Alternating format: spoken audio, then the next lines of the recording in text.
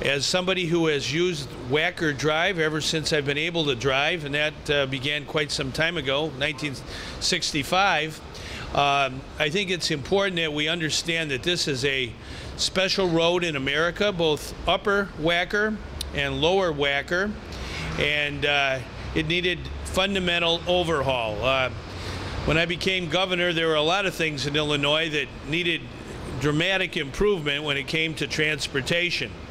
Bridges and roads and rail systems and transit systems all over our state.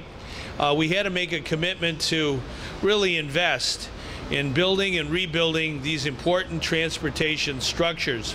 I was reading some of the notes, and I think it's 66,000 vehicles just on Wacker Drive alone every day travel this thoroughfare, and 140,000 pedestrians walking from the train stations. And it's so important that we not only have safety, number one, but we also ease congestion, which is very important for all of us.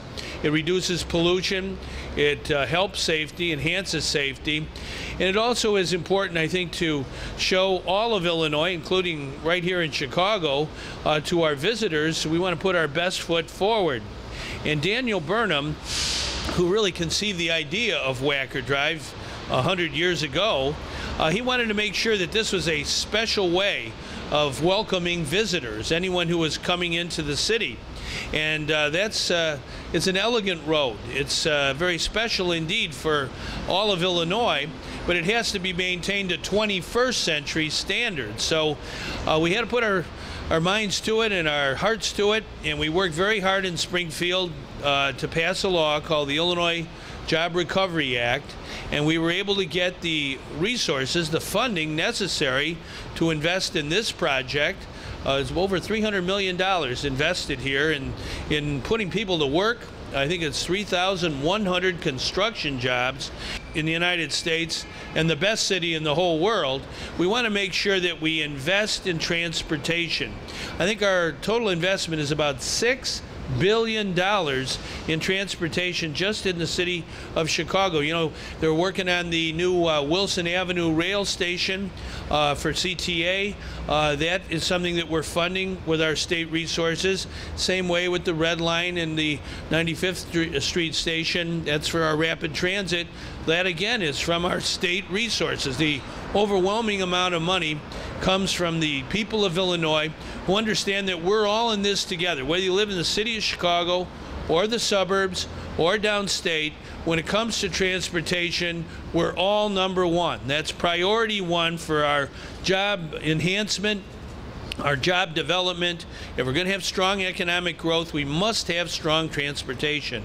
And so today we wanted to take this tour of Lower Wacker, my favorite street, the 8th wonder of the world, Lower Wacker. You want to get through Chicago? Take Lower Wacker and tell your neighbor how to do it. I showed my son, youngest son, when he got his driver's license, how to do it. And once you learn how to do it and you get through, especially the new Lower Wacker, both north and south and east and west, you can save a lot of time, avoid a lot of congestion, reduce a lot of pollution, and make everybody happy.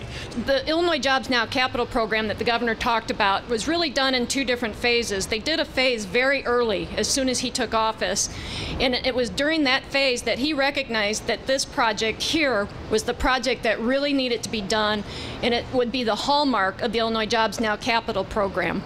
Wacker Drive was put in the budget, included at that $360 million level is what we originally anticipated the cost would be.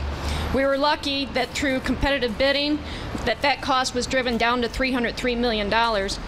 But this project would not have happened without the leadership that was given by Governor Quinn. So we're very lucky that we get to be here today, and it is an example of the investments we are making in Illinois to make Illinois a better place, and particularly on this road here, the investments we're making in Chicago.